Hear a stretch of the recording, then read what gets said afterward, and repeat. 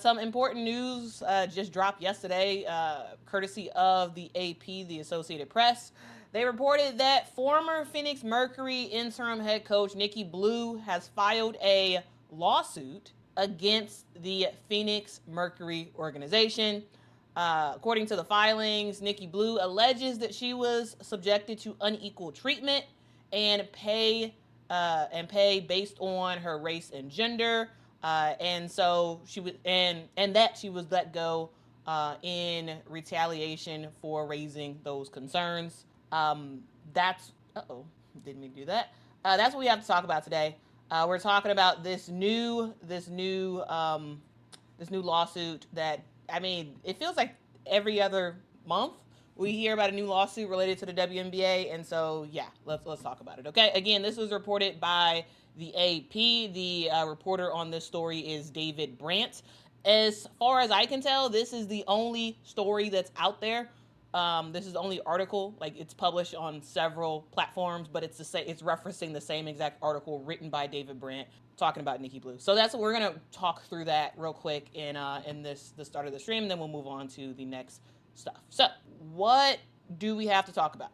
Okay, Nikki Blue, she joined the Phoenix Mercury coaching staff in 2022 as an assistant coach. She was an assistant coach to then head coach Vanessa Nygaard. And midway through a crazy 2023 season, the Phoenix Mercury ended up firing Vanessa Nygaard and hiring, or elevating, I should say, Nikki Blue to an interim head coach role. And Nikki, even with a terrible roster, which we're going to talk more about in just a sec, she ended up being pretty good for this team, right? We ended up seeing her have a 7-win, 21-loss record as the interim head coach. And you may be like, wow, that's actually terrible. Sure, it's still not good, but it is significantly better than Vanessa Nygaard and what she was doing before she got fired for the 2023 season. After the 2023 season was over, the Phoenix Mercury decided not to retain Nikki Blue in that interim head coach role, and then they hired Nate Tibbetts instead, who was an assistant coach with the Orlando Magic, and reportedly they gave him a salary of over $1 million per year. Now, Nikki Blue is saying that there was a pay discrepancy because she says, according to the lawsuit, she says that she earned $250,000 as an interim coach, which was less than what Vanessa Nygaard made, which was reportedly $375,000. And the lawsuit also talks about the Phoenix Mercury setting setting Nikki Blue up for fail by making certain roster decisions in 2023 that basically made the team not good and not competitive. And she was saying that in the lawsuit, she's saying that her contributions and professionalism related to how she did her job as the interim head coach for the Phoenix Mercury, that was disregarded. And the lawyers for Nikki Blue is saying that this case is about, quote, the pervasive institutional disrespect for Black women in sports. And the Phoenix Mercury, of course, they had a little bit to say about that. And they ended up talking about this. And for their part, they said that they pushed back on the statements that Nikki Blue's lawyers have made and the lawsuit itself. They say the lawsuit is meritless and says that Nikki Blue was actually considered for the permanent role of head coach, but they ultimately decided not to hire her because of her record and limited experience. Now, her record, again, was not great, but significantly better than what was happening before she took over as interim head coach.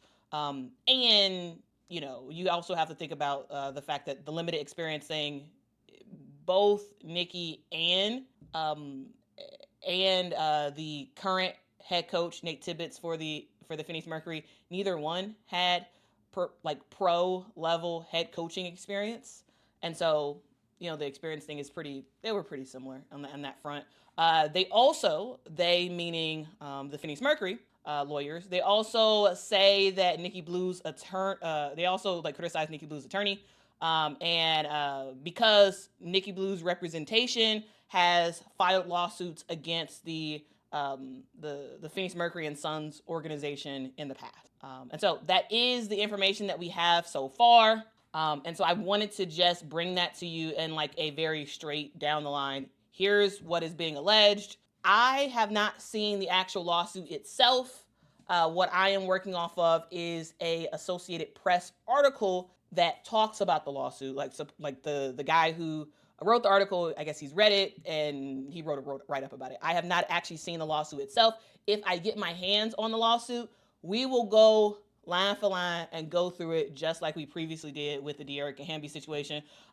Because I am of the mind that it's important for, in order for us to get a really, really good understanding of it, sometimes we have to read the stuff ourselves.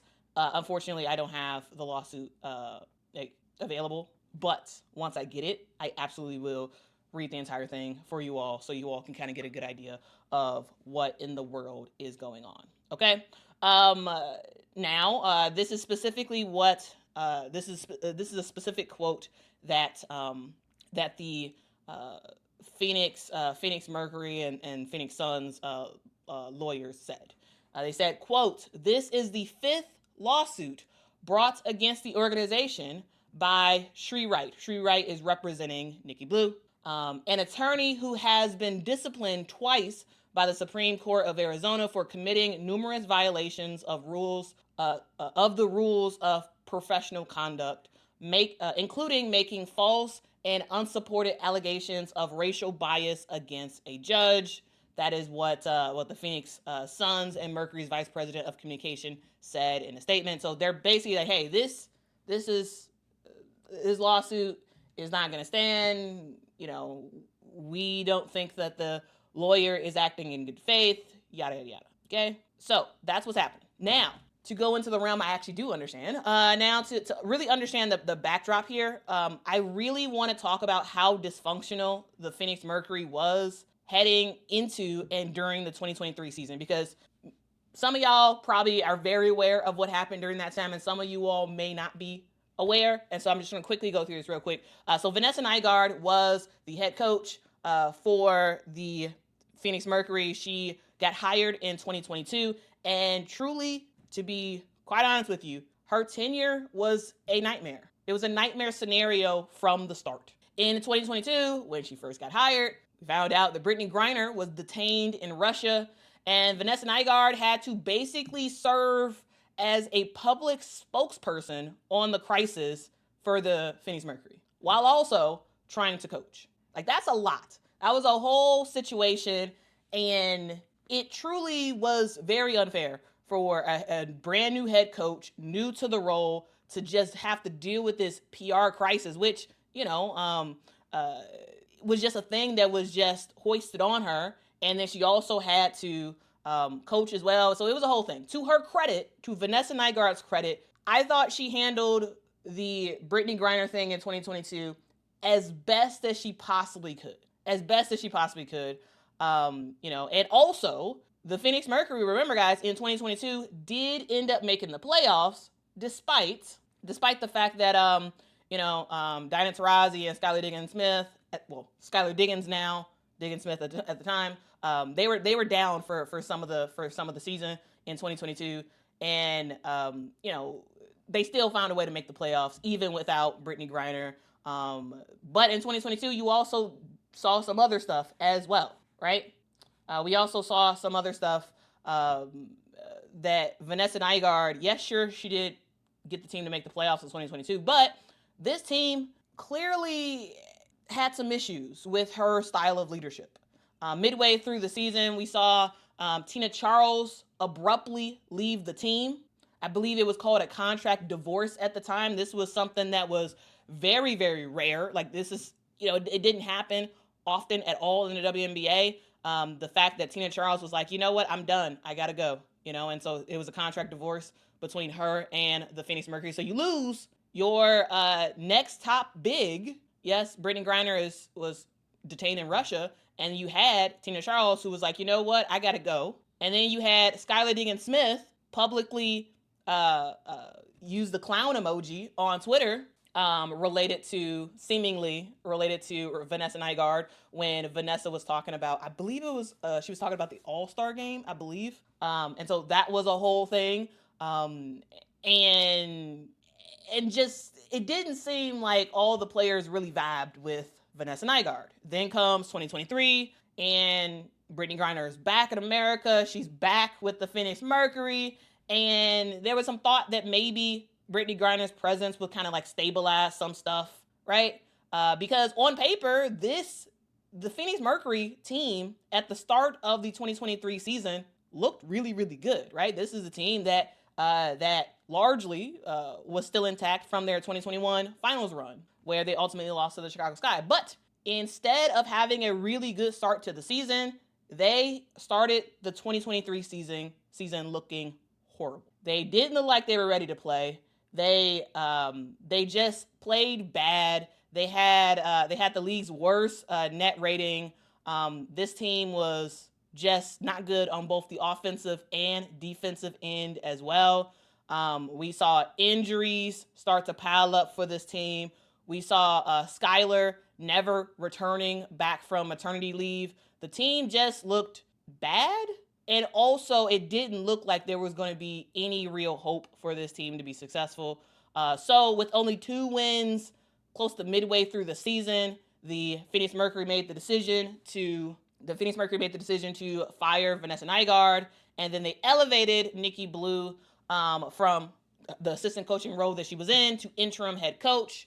Now, to be clear, when Nikki Blue stepped in, she did not engineer some miracle turnaround, but in my personal view, just remembering what I can remember back from 2023, she did more with a depleted roster than Vanessa Nygaard did, right? She did more.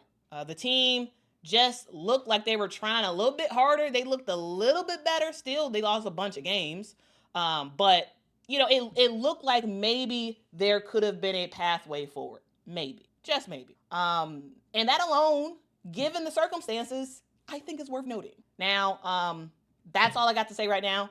So I just wanted to mention the lawsuit, talk about what's in it, and give some context to that 2022-2023 season. And so, yeah, we'll see ultimately what happens. I'm going to reserve further commentary about this until I actually get a chance to read the lawsuit and see what any additional reporting says. But I'll say this for now. At the time, and still, I personally did believe that Nikki Blue deserved a real shot at the head coaching role. Not only because she did more with less. It did seem like she did get more out of what was left of the Phoenix Mercury squad roster. But yeah, we'll see. We'll stay tuned and see how this thing develops more in the future. Now, I'm just curious, was that helpful at all? Again, I'm trying to give you all some insight of what's going on. Didn't even do that. While also, not going too deep into it and having a real take on the lawsuit, because again, we don't know. We don't have any specifics, so I'm not going to jump the gun on any conclusions. But I did just want to bring that to you, and I did want to just bring to you my thoughts at the time when she was let go.